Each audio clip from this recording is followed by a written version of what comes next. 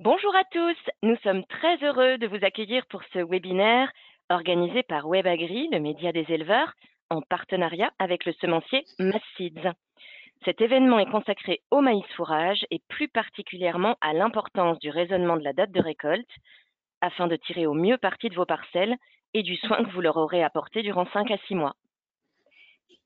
Avant de commencer, voici quelques consignes. Sachez que vous pouvez poser des questions durant la présentation. Pour cela, il vous faut déployer la console de contrôle de la plateforme en cliquant sur la flèche comme indiqué sur le schéma. Vous pouvez alors écrire votre question dans la zone réservée à cet effet et je me chargerai de la relayer de vive voix une fois la présentation terminée.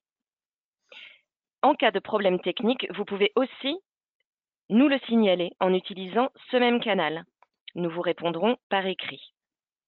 Enfin, pour vous assurer une qualité optimale de la présentation, nous vous conseillons de fermer toutes les applications autres que GoToWebinar. Aujourd'hui, 3 intervenants vont se succéder pour nous éclairer sur le sujet du jour, puis échanger avec vous. Je vais laisser à chacun le soin de se présenter, en commençant par Erwan Bougouin. Bonjour Erwan. Bonjour à tous. Donc, je me présente, Erwan Bougouin, je suis responsable marketing et développement pour Massids. Nous sommes également en compagnie d'Olivier Rault. Bonjour Olivier. Bonjour à tous, donc Olivier Rault de la société Elvap où je suis référent fourrage et analyse. Et enfin, notre troisième intervenant, François Bosch. Bonjour François. Bonjour à tous, moi je travaille chez Massids et je suis chef produit maïs fourrage sur l'Europe. Entrons maintenant dans le vif du sujet. Avec Erwan Bougouin de Massids. Erwan, c'est à vous. Donc, avant tout, je vais vous présenter notre entreprise. Donc, Massids est une entreprise française, filiale du groupe coopératif Maïs Adour, qui est basé à Mont-de-Marsan, dans le sud-ouest de la France. Notre histoire de semencier a commencé en 1949 par de la production de semences. Puis nous avons développé nos activités et notre offre de variétés au cours des années. Aujourd'hui, nous sommes présents à travers 13 filiales dans plus de 50 pays et plus de la moitié des salariés se retrouvent en dehors du territoire français. Notre offre génétique s'articule principalement autour de 3 espèces qui sont le maïs, le tournesol, le colza. Et nous développons également des offres complémentaires, notamment pour les éleveurs comme la luzerne. Donc la mission de Massids est claire, c'est de fournir des semences de haute qualité et des solutions innovantes pour aider les agriculteurs à valoriser durablement leur production et leurs terres. Et c'est d'ailleurs le thème de ce webinaire. Et nous sommes fiers d'être un semencier complet, maîtrisant le métier de semencier donc tout au long du cycle de la sélection, en passant par la production, puis enfin la commercialisation. Je vous parlais juste précédemment des solutions que nous apportons aux agriculteurs. Une d'elles est le programme NutriPlus, que nous avons mis en place depuis maintenant 10 ans. Elle est basée sur une offre de produits et de services pour répondre aux besoins des éleveurs.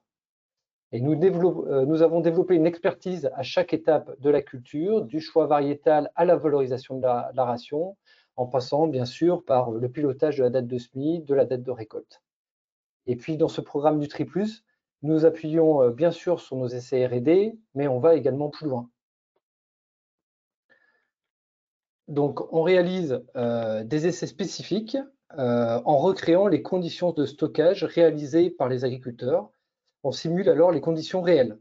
Nous, on réalise plusieurs mesures et le but est d'identifier les facteurs génétiques qui influencent la qualité de conservation dans le silo et ainsi de mettre en évidence les différences que l'on peut avoir entre les variétés. Donc, par la suite, on compare les données que l'on a eues précédemment et on les valide directement sur le terrain, dans les exploitations agricoles, c'est-à-dire à plus grande échelle et face aux pratiques des agriculteurs. Nous apportons alors notre expertise au niveau des distributeurs, coopératives et négociants, mais aussi des agriculteurs.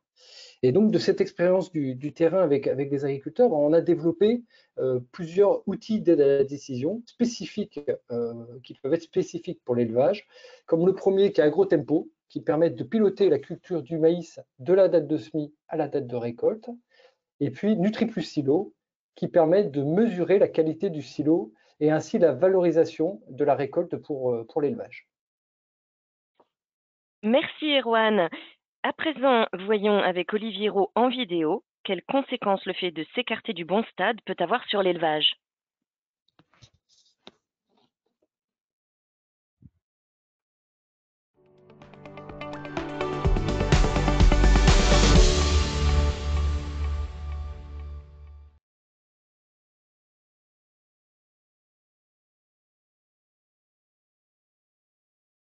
Bonjour, je suis Olivier Rault, je suis référent fourrage et analyse à ElvUp à Alençon dans l'Orne.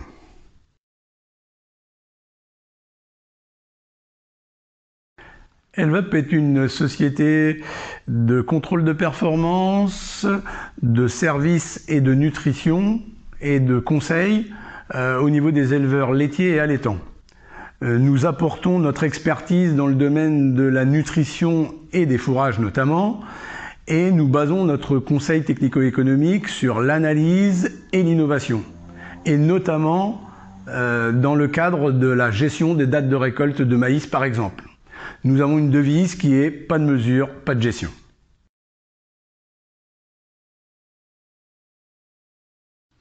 On constate depuis plusieurs années qu'on a tendance à récolter trop tardivement. Aujourd'hui, en moyenne, sur le département de l'Orne, les maïs, depuis 2017, sont récoltés entre 35 et 36% de matière sèche. Or, l'objectif, c'est de récolter à 32-33% de matière sèche et de ne pas dépasser 35%.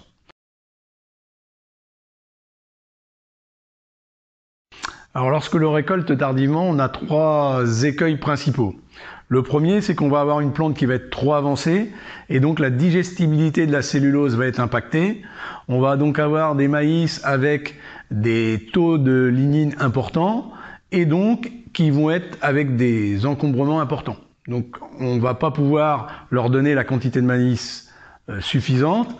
Du coup, on va avoir une baisse de production et du coup, on va aussi constater sur ces maïs-là une baisse de la valeur UFL. Parce qu'une fois que l'amidon est arrivé, la destruction de la tige avec le dessèchement va se traduire par une baisse de la valeur UFL du produit. Le deuxième écueil, c'est que derrière, au niveau de l'amidon, on va avoir un amidon vitreux qui va être plus difficile à fragmenter et qui va être moins digestible. Ça va être difficile, notamment si on n'arrive pas à le fragmenter correctement. Et enfin, il va être compliqué de pouvoir distribuer aussitôt la récolte ce maïs-là. Pourquoi ? Parce que ayant un amidon qui est peu digestible, on va être obligé de le complémenter avec des céréales à paille, comme du blé par exemple, ce qui va représenter pour par exemple 35 hectares de maïs ensilé, soit 35 000 € d'investissement, l'équivalent de 5 000 € de compensation d'apport de céréales. Donc ça va avoir un coût supplémentaire. Tout ça pour obtenir une production laitière qui risque de ne pas être à la hauteur. Enfin, le dernier risque, et pas des moindres, qu'on observe depuis quelques années, c'est le risque mycotoxine. Plus on récolte tardivement, plus le risque mycotoxine est augmenté. Il est d'autant plus augmenté que la plante évolue et dessèche. Pourquoi ? Parce qu'on a présence de champignons et donc on observe plus de mycotoxines. Alors aujourd'hui, on fait différentes analyses pour déterminer si on a ou pas des mycotoxines. On constate qu'on en a de plus en plus dans nos maïs. Et les impacts sur la production laitière sont importants. On va avoir une baisse d'ingestion qui va se traduire par différentes choses. Soit une baisse de la production laitière, soit des problèmes de numération cellulaire qui vont être augmentés, soit une baisse de la fertilité des vaches et des problèmes de reproduction. Les impacts au niveau des mycotoxines quand on est touché sont lourds et on n'a qu'une seule solution, c'est de diminuer la quantité du fourrage qui est pollué par les mycotoxines.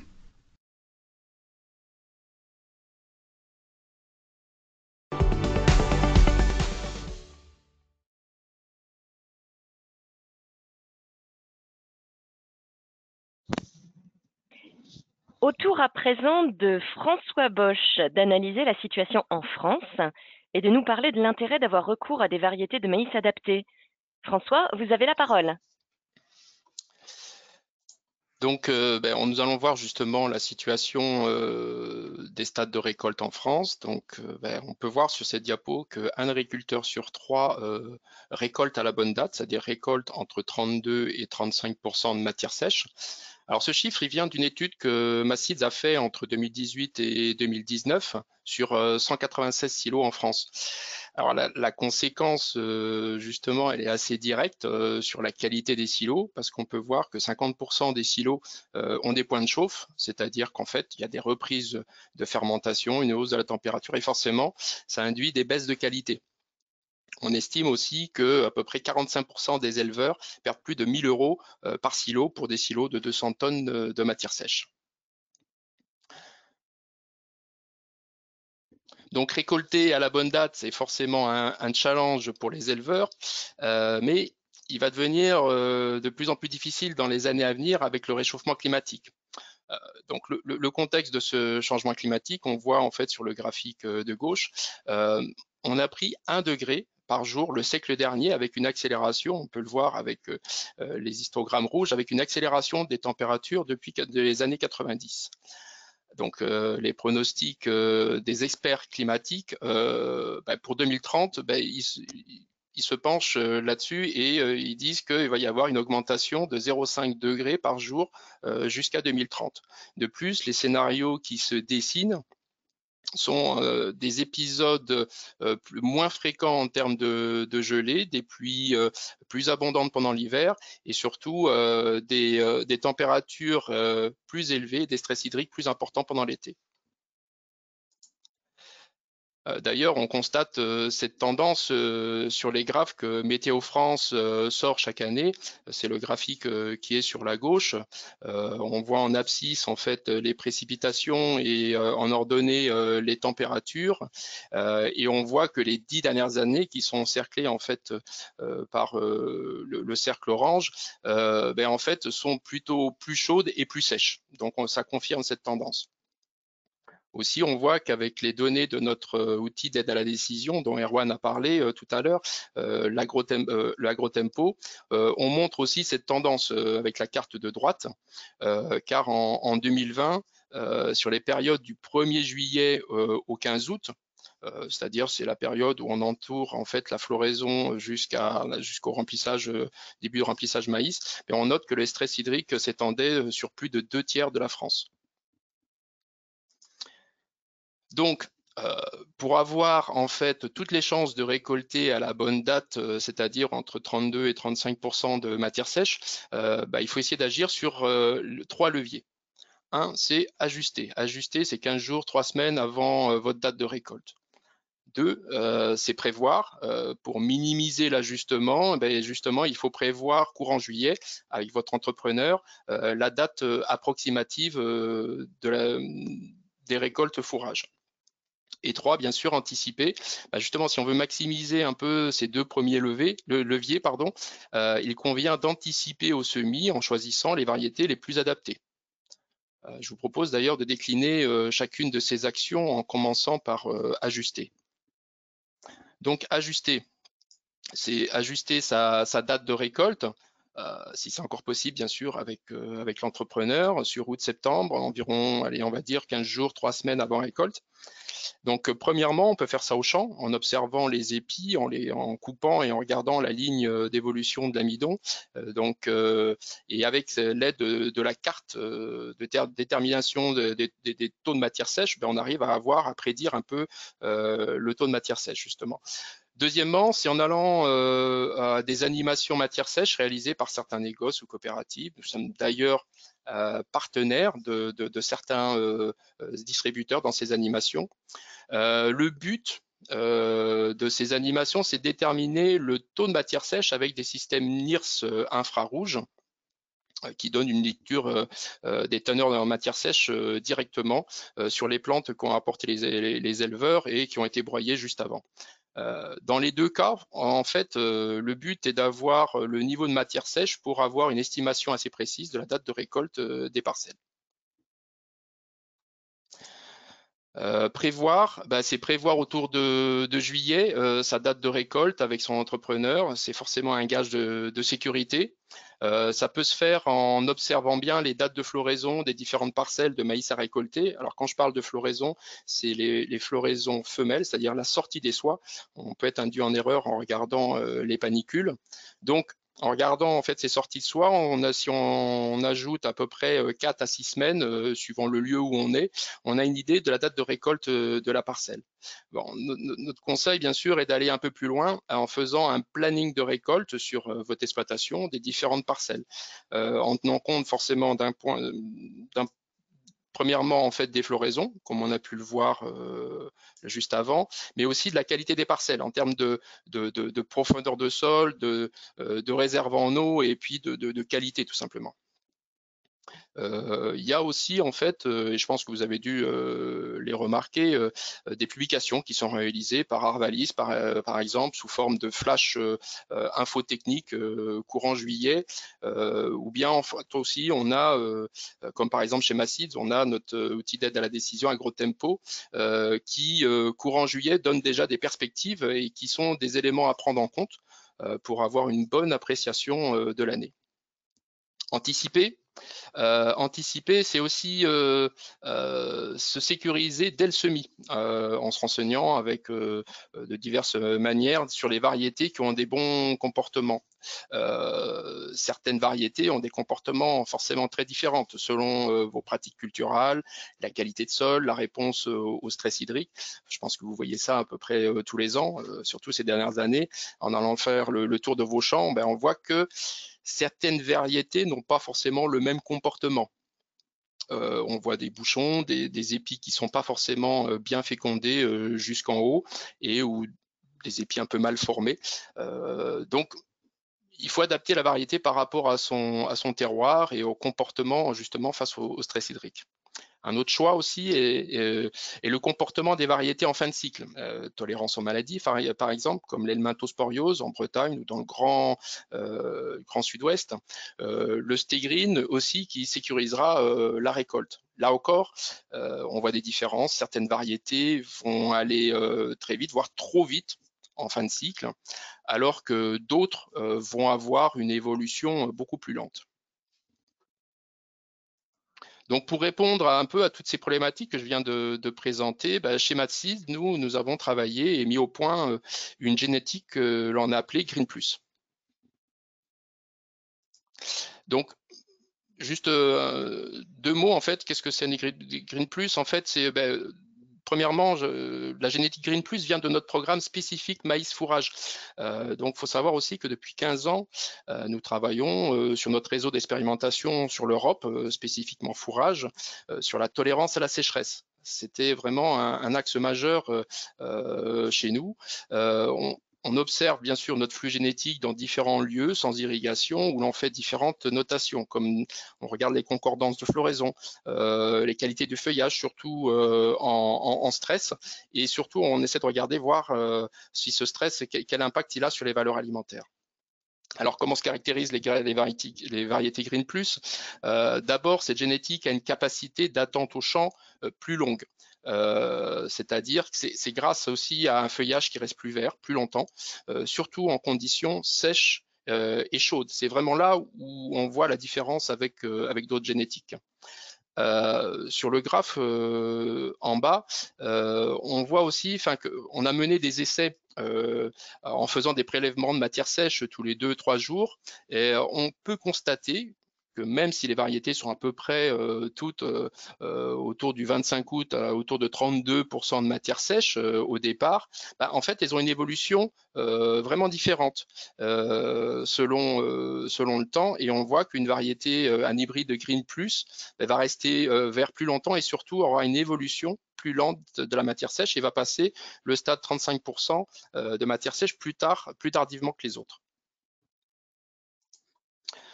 On a mesuré, Erwan en a parlé aussi, on a mesuré aussi en mini-silo l'impact de notre génétique Green Plus sur la conservation et les pertes qu'on peut avoir en silo. Faut savoir qu'un agriculteur, entre sa récolte et l'ouverture du silo, va perdre en moyenne 10% de son volume récolté, lié aux différents processus de fermentation ou de qualité de tassage qu'on peut avoir justement sur les silos. Et on a pu remarquer d'une part, que les variétés Green Plus ont vraiment un effet mécanique sur la qualité de tassement en silo par une présence plus importante de feuilles vertes. D'autre part, la génétique Green Plus contient aussi plus de sucre soluble à la récolte, surtout dans des conditions de stress, ce qui est un atout important pour alimenter rapidement les bactéries fermentaires, pour avoir un meilleur démarrage du processus de fermentation et forcément de conservation du silo.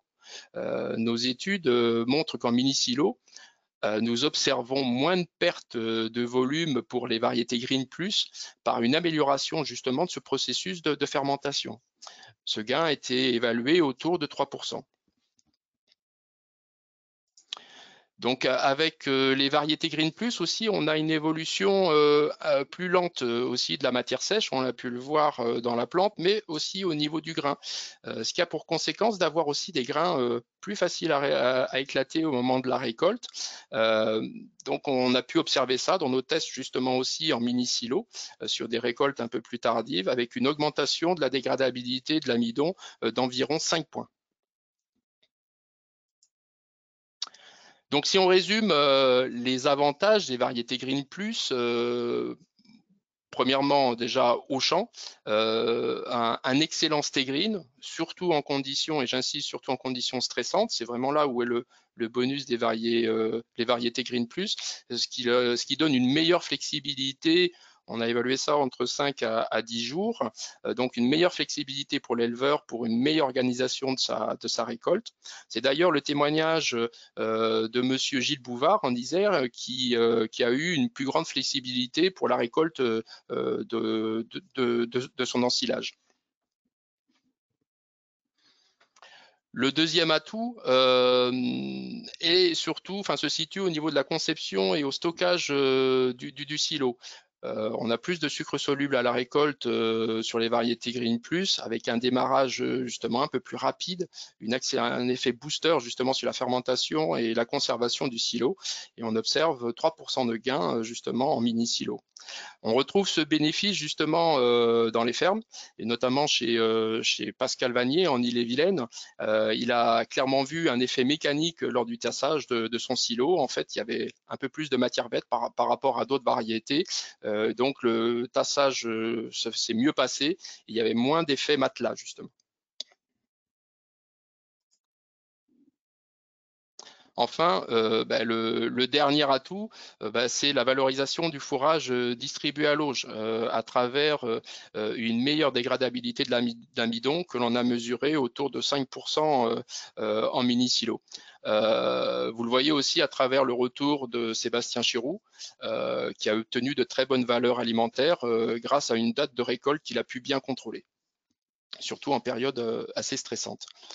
Donc, pour résumer, en fait, le retour des éleveurs, j'ai envie de m'appuyer sur le témoignage du GAEC de Péchiou dans le Lot-et-Garonne. Pour lui, les variétés Green Plus, c'est moins de points de chauffe, moins de pourrissement, moins de perte de qualité et moins de refus à l'auge. Donc, au vu de nos études et avec le retour des éleveurs, en fait, les bénéfices sont directs, avec une meilleure qualité du fourrage stocké, ce qui est primordial pour un éleveur, avec une meilleure stabilité de la valeur alimentaire dans le silo, et donc forcément une meilleure valorisation au niveau des vaches.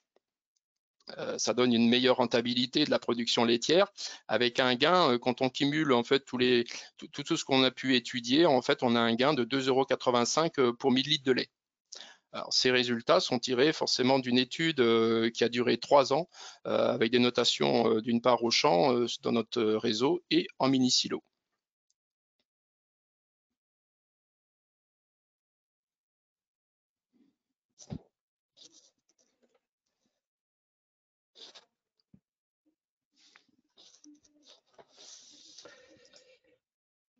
Donc, comme vous pouvez le voir sur votre écran, nous avons une gamme complète sur toutes les précocités permettant de répondre aux besoins de chaque agriculteur sur tous les territoires en France.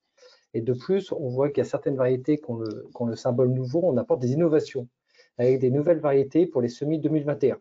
Et cette gamme, elle sera amenée à se développer fortement dans les prochaines années.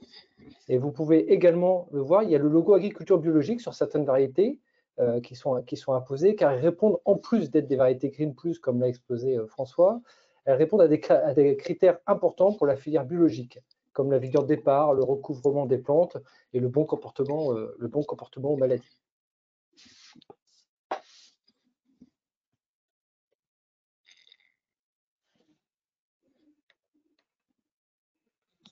Donc, merci Erwan et merci à vous trois. Donc maintenant, nous allons passer aux questions. Alors, si vous ne l'avez pas encore fait, vous pouvez poser vos questions en ouvrant la console, donc en inscrivant votre question dans la zone réservée à cet effet, ou bien demander la parole. Donc pour demander la parole, vous cliquez sur la main et dès que votre micro passe au vert, vous pouvez prendre la parole.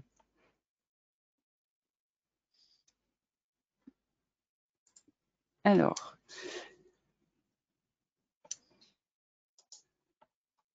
est-ce qu'on a déjà des questions qui s'affichent?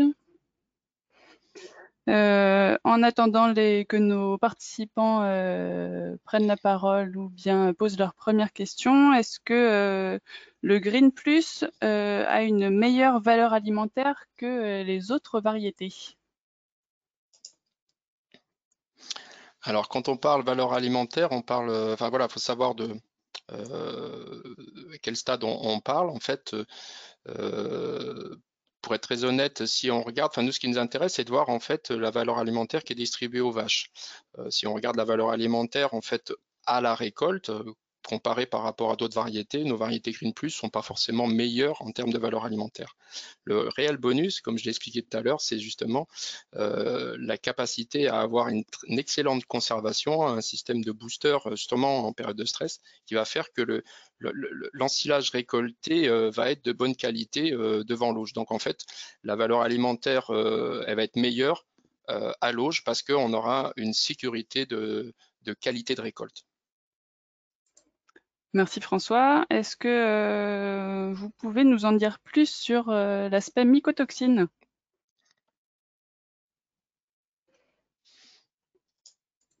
Olivier, peut-être? Oui.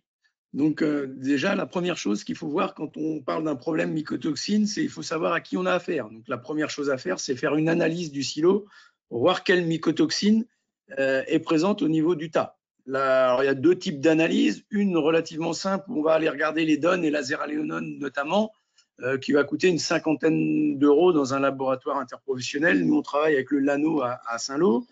Et après, on a des analyses plus poussées qui vont coûter entre 200 et 250 euros, où là, on va regarder l'ensemble des familles. Et on va vraiment savoir à qui on a affaire. À partir de là, on a deux possibilités pour gérer le problème. Un, c'est essayer de mettre un capteur. Alors, la difficulté avec les capteurs, c'est que ça coûte très cher. C'est des choses qui sont faites à base d'argile, par exemple, qui coûtent très cher pour traiter un troupeau. Et deux, qui sont pas toujours efficaces. Donc l'idée, c'est plutôt, quand on est confronté à un problème de mycotoxine qui va baisser la digestibilité de la ration, c'est d'essayer de diminuer la quantité du fourrage qu'on va distribuer aux animaux. La difficulté, c'est quand le fourrage est en plat unique, par exemple, où là, c'est vraiment très difficile de sortir d'un problème de mycotoxine. Dans ce cas-là, il faut peut-être essayer d'avoir un deuxième silo qu'on ouvre en même temps que celui-là. Voilà. Merci Olivier. Alors ensuite, en quoi les variétés Green Plus sont-elles adaptées au stress hydrique?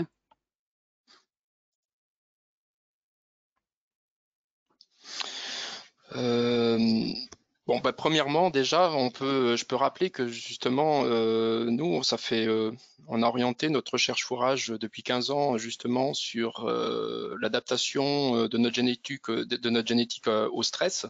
Donc là, c'est un travail de fond, et c'est vrai qu'on a réussi à isoler une certaine. Alors, toutes nos variétés sont pas Green Plus, mais on a isolé vraiment une famille de génétiques vraiment adaptées au stress hydrique.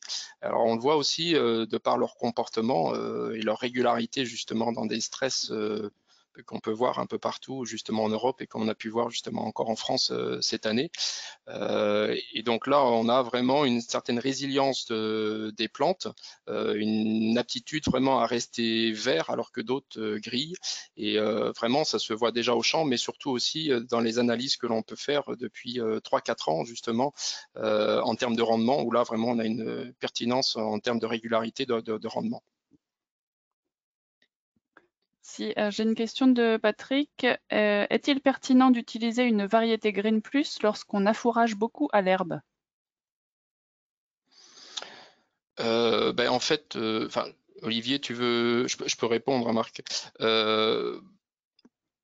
Tout dépend en fait, quand on affourage beaucoup à l'herbe, en fait, peut-être qu'il y aura besoin d'une variété quand même assez bonne justement en amidon pour justement essayer d'avoir un effet booster par rapport à justement toutes les fibres que vont amener justement la ration à base d'herbe. Toujours est-il que justement en période de stress, vu que les variétés Green Plus ont justement cette capacité à rester bien vertes, en fait on se rend compte qu'on a un meilleur aussi remplissage de l'épi et comme je disais, une meilleure utilisation de l'amidon parce que justement il va être plus facile à fragmenter et en termes de dégradabilité, il y aura un bonus. Donc oui, nous on conseille forcément justement les variétés Green Plus justement pour des rations à base d'herbe. Olivier, est-ce que vous voulez compléter? Je pense que l'essentiel a été dit, mais c'est vrai que sur des rations à base d'herbe, quand on a de la génétique où on est très orienté, génétique maïs, je veux dire, où on est orienté sur le grain, obligatoirement, on va ramener une partie d'amidon importante en complément de cette herbe qui va être adaptée avec un affouragement en verre. Alors j'ai une question de Stéphane qui demande où en êtes-vous, Olivier, sur les essais de fragmentation du grain sur des variétés fourrages? Alors, on a fait beaucoup d'essais ces 3-4 dernières années sur la fragmentation du grain avec l'indice de fragmentation du grain, justement. Les essais sur les variétés, on a fait 2 ans de suite avec 3 dates de récolte différentes. On va sortir le résultat de notre dernier essai qui avait lieu au mois de septembre cette année. J'espère rapidement maintenant, où on voit que finalement sur des comparaisons entre variétés, on peut avoir jusqu'à 10 points de fragmentation du grain d'écart entre les 20 variétés qu'on a testées cette année. Donc ça veut dire que l'effet variété n'est pas négligeable, il est même très important. Merci. Une question de Laurent qui demande si on peut irriguer une variété Green Plus.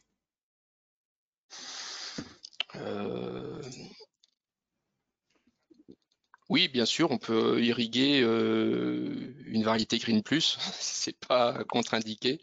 Enfin voilà, on va avoir aussi un potentiel intéressant mais en fait l'effet Green Plus il se caractérise surtout justement lors de périodes de stress ou autre. Alors encore une fois, tout dépend de ce qu'on appelle irrigation. Si c'est une irrigation intensive, là on va pas avoir de réels bonus, mais par contre si on a des tours d'eau un peu limités, si on n'a que trois passages à passer, oui c'est vrai que là la résilience et la tolérance au stress des variétés Green Plus peuvent avoir un bonus, même en irrigué. Encore une fois, tout dépend ce qu'on entend par irriguer. Mais c'est vrai que si on n'a que 3 passages d'eau à faire, oui, là, il y a un réel bonus. Merci François. Alors, où pouvons-nous acheter les variétés Green Plus? Erwan, tu réponds?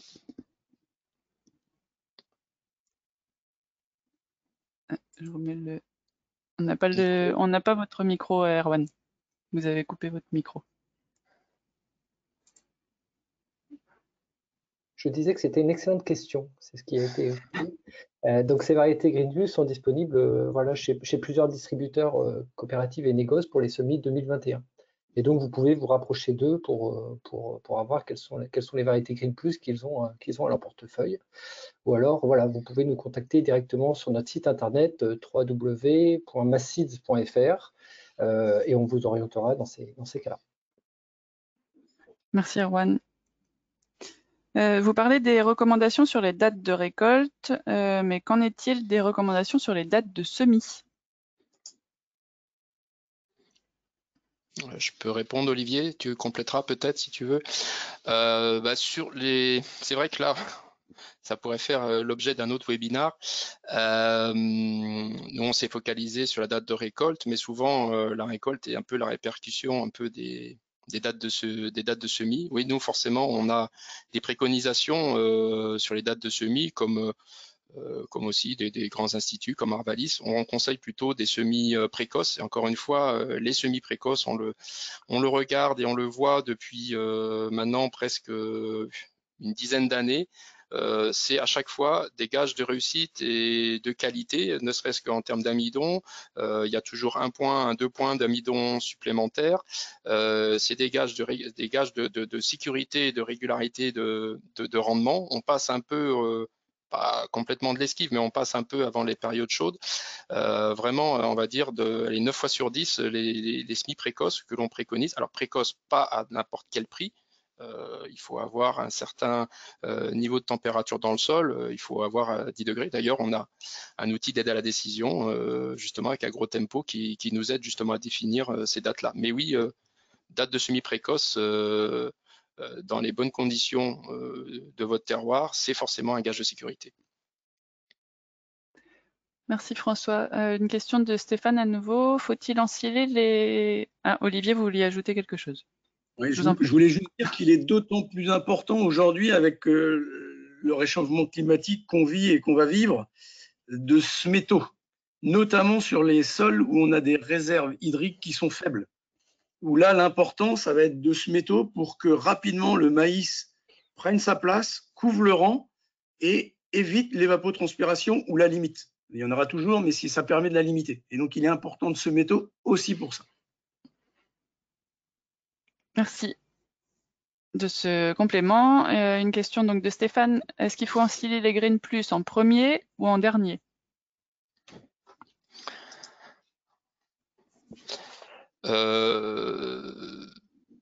En fait, il faut ensiler entre 32 et 35% de matière sèche. Si les conditions météo sont très clémentes, je dirais qu'il faut ensiler le maïs au bon stade.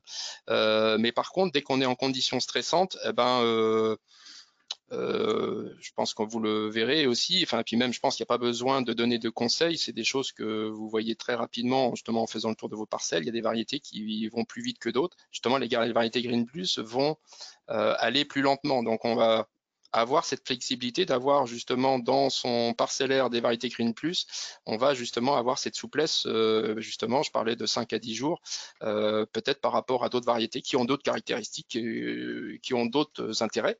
Donc d'avoir justement, alors c'est pas le conseil de récolter plus tard, le conseil c'est de récolter toujours entre 32 et 35% de matière sèche, mais avec des variétés Green Plus, on va avoir cette souplesse justement par rapport à d'autres variétés.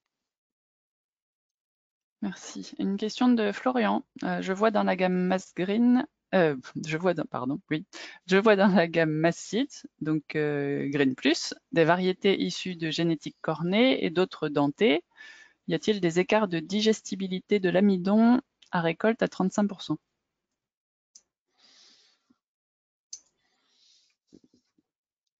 Alors oui, forcément, il y a un petit écart, mais forcément, les variétés dentées, on l'a pu l'observer aussi parce que dans nos tests municipaux, on avait des génétiques dentées et des génétiques cornées. Et justement, ça nous intéressait de voir en fait la dégradabilité de l'amidon justement entre des génétiques cornées et dentées. On a vu des petites différences, on va dire. Si on reste encore une fois entre le 32 et 35% de matière sèche, ces différences sont pas énormes. On le voit surtout dès qu'on va un petit peu sur des matières sèches où on se fait prendre un peu parfois. Il y a des années où on se fait prendre à récolter à 38% de matière sèche. Là, on peut avoir une différence. Mais c'est pas, comment dire, nous, c'est pas notre objectif parce que récolter à 38% de matière sèche, je pense qu'Olivier le redira, on a vraiment des problématiques de tassement. On le voit vraiment avec les les analyses directement en silo qu'on a fait, on a toutes les matières sèches directement qui étaient au-dessus 36% de matières sèches dans les silos. Eh ben, on avait des problèmes de compaction. C'est beaucoup plus compliqué.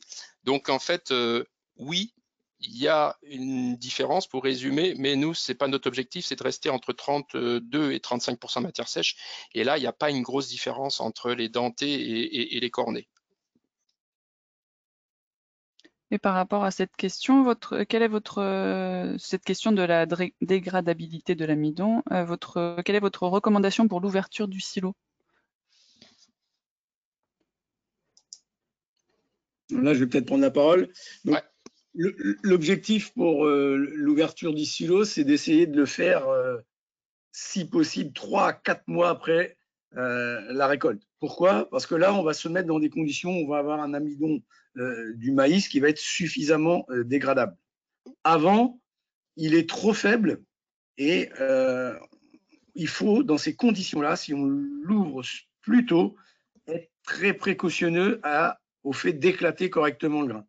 Même s'il faut l'éclater pour plus tard, il faut que là, sur les silos qui vont être ouverts très tôt, on soit vraiment sur un grain pulvérisé. Pourquoi? La dégradabilité d'un grain de maïs, on va dire après récolte, va être aux alentours de 70-75% dégradé au niveau du rumen, alors qu'un maïs qui va avoir 6 mois de conservation va être à 87%. Donc la valorisation au niveau des micro-organismes du rumen et donc derrière dans les résultats production et zootechnique des animaux va être complètement différent.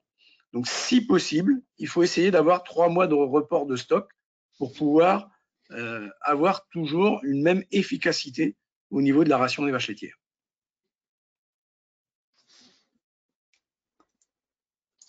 Est-ce que François, vous juste pour complémenter, voilà, ouais, c'est juste pour complémenter justement par rapport aux études qu'on a fait pendant 3 ans dans les mini-silos, on a pu voir aussi nous que pour corroborer à ce que dit Olivier, au bout de 4 mois en fait, quand nous on parle les chiffres que j'ai montrés, on a 5% en fait de bonus de dégradabilité, c'est sur le premier mois de récolte où là vraiment on a plutôt des écarts si on ouvre le silo au bout de 1 mois, mais par contre, alors nous c'est au bout de 4 mois en fait dans les mini silos parce qu'on a conservé jusqu'à 6 mois en fait, on a fait des tests pratiquement tous les mois, tous les 2 mois sur la fin. En fait, à partir de 4 mois, on voit que justement ce qu'explique Olivier, en fait on a très peu de différence tout traitement confondu, c'est-à-dire qu'en fait le niveau de dégradabilité de l'amidon est pratiquement homogène à peu près partout. Mais il faut attendre 4 à 5 mois. Merci. Alors j'ai une question de Julie qui demande votre avis sur le shredlage et l'intérêt de cette méthode sur les Green Plus. Alors, je vais peut-être donner mon avis sur l'outil Shredledge en particulier. Alors, c'est un outil qui est un très bon éclateur, sauf que la partie éclatement du grain est bonne. La seule chose, c'est le coût. C'est-à-dire qu'aujourd'hui, c'est beaucoup plus cher qu'une autre manière de faire. Et la troisième chose, c'est qu'on peut arriver à la même chose avec des rouleaux éclateurs classiques. Ce qu'on ne valide pas, nous, au niveau d'Elvup, au niveau du Shredledge, c'est la coupe longue. Quel intérêt? C'est ça la première question qui peut se poser. Aujourd'hui, on arrive à faire des rations avec de l'ensilage de maïs, de l'ensilage d'herbe, et nous n'ajoutons pas de fourrage grossier. Et tel que nous l'a présenté, la méthode Shredledge nous a été présentée, c'était l'idée de dire, avec ça, je ne mets pas de fourrage grossier. Sauf que si on va trop loin, et il y a eu des essais qui ont été faits en Normandie sur ça, où on fait des coupes trop longues, effectivement, on pulvérise le grain, mais vu qu'on a des coupes trop longues, qu'est-ce qui se passe? Eh ben, on encombre beaucoup plus facilement les animaux parce qu'on a trop de grossiers. Et à partir de là, on ne va pas obtenir les résultats zootechniques et production qu'on va vouloir avec un système classique. Donc, l'éclatement du grain avec des rouleaux éclateurs Shredledge, très bien. Aujourd'hui, on peut faire la même chose avec les autres machines, avec des rouleaux, j'aurais tendance à dire classiques, parce que ce qui est important dans une ensileuse, c'est le différentiel de vitesse entre les deux rouleaux. Et ensuite, le serrage. Donc, sur un Shredledge, le différentiel de vitesse entre les deux rouleaux éclateurs est de 50%.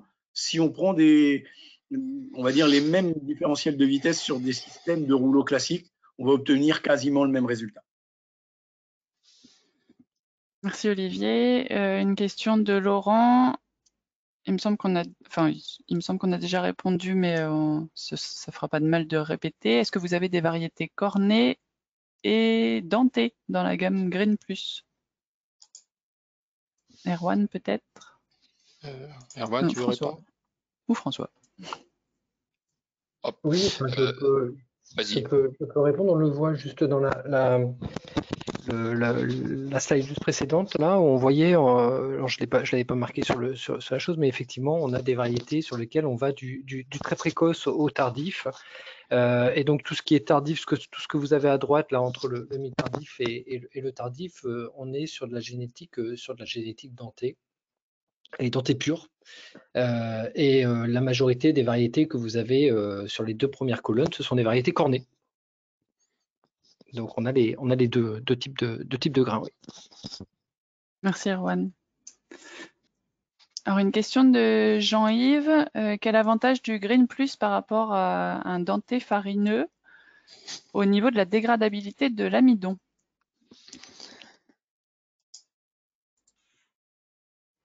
Alors, quel avantage du Green Plus par rapport à un denté farineux? Alors en fait, tout dépend, c'est une question assez rigolote. Tout dépend du stade de récolte. Je pense savoir à peu près, c'est-à-dire qu'en fait, nous, notre préconisation est toujours même avec du Green Plus, c'est pas d'aller sur des récoltes tardives. Encore une fois, l'amidon farineux va avoir un avantage, et ça on a pu le voir aussi, par rapport à du cornet, sur des récoltes tardives. Nous, c'est pas notre objectif d'aller sur des récoltes tardives parce qu'on va perdre en qualité de tassage. Et quelque part, ça pourrait être aussi, enfin Olivier pourrait, nous on a pu voir dans nos analyses silo qu'un des points noirs aussi, c'est la qualité de tassement. Et d'aller vers des récoltes, enfin on fait des récoltes aussi dans le nord de l'Europe. Enfin voilà, on a fait des analyses de silos aussi dans le nord de l'Europe où on recherche un peu plus d'amidon et on va avoir des récoltes qui vont aller plutôt autour de 36, 37, 38% de matière sèche. Et on voit que justement les qualités de tassement sont un peu plus en difficulté.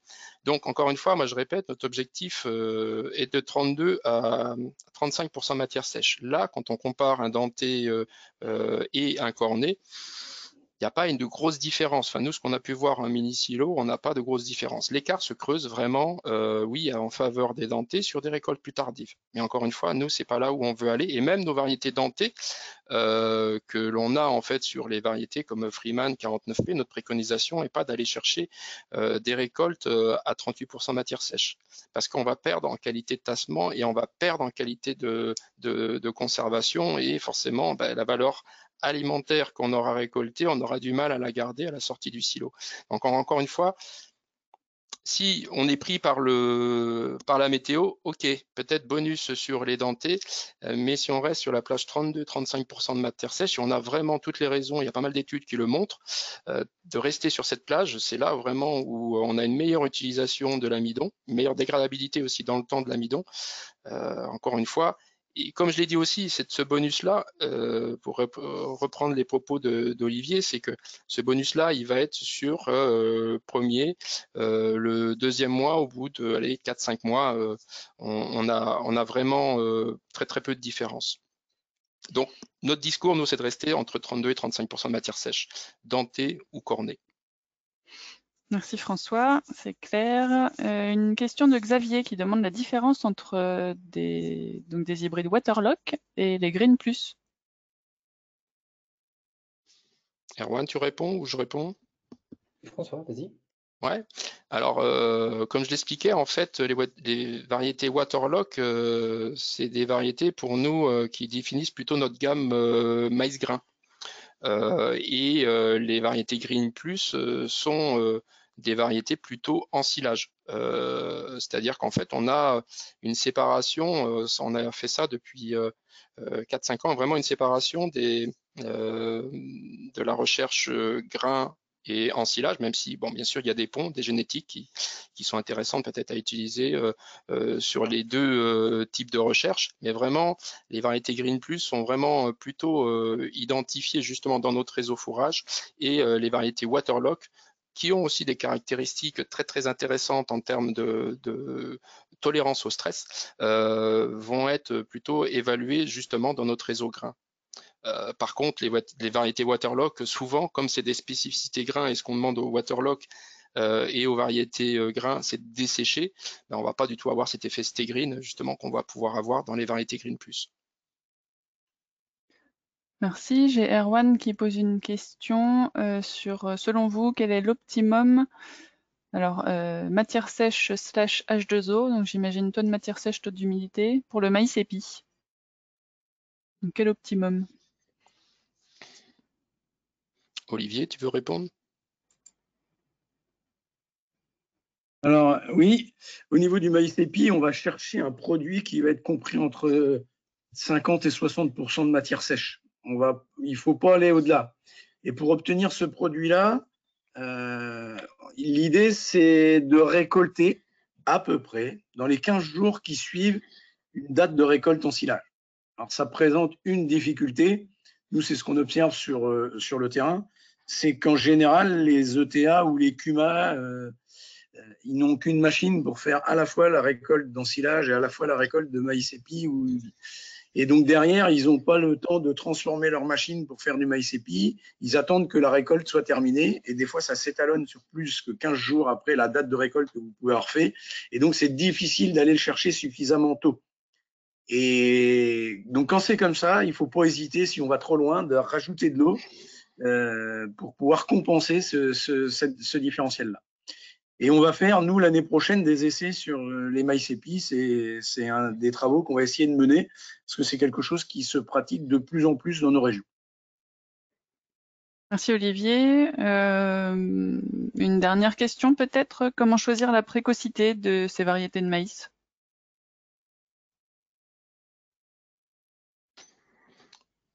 Olivier, je réponds peut-être? Oui. Ouais. Oui. Je complémenterai. L'idée aujourd'hui, nous, ce qu'on constate sur le terrain, c'est que les précocités des parents ou des grands-parents qui étaient utilisées sur un secteur doivent évoluer. Et aujourd'hui, elles ont énormément évolué. Et il ne faut pas avoir peur de gagner au niveau des indices, parce que derrière, c'est un maïs qui va être plus adapté aux conditions qu'on connaît aujourd'hui. Donc, plutôt, en gros, on se rend compte que sur le terrain, on a gagné entre 20 et 30 points d'indice sur un secteur lié au réchauffement climatique. Donc, il faut vraiment adapter ces préconisations d'indice à ce qu'on vit et à la météo qu'on vit. C'est ça premier conseil que je donnerais aujourd'hui. François, vous voulez compléter? Oui, non, c'est juste, enfin, on constate ça aussi, nous, et d'ailleurs, c'est un peu justement ce qu'on a mis un peu enfin, ce que j'ai mis un peu dans l'introduction, où on a vraiment, on constate ce réchauffement climatique. Enfin voilà, les données que l'on a, c'est pas que des données, on le constate sur le terrain.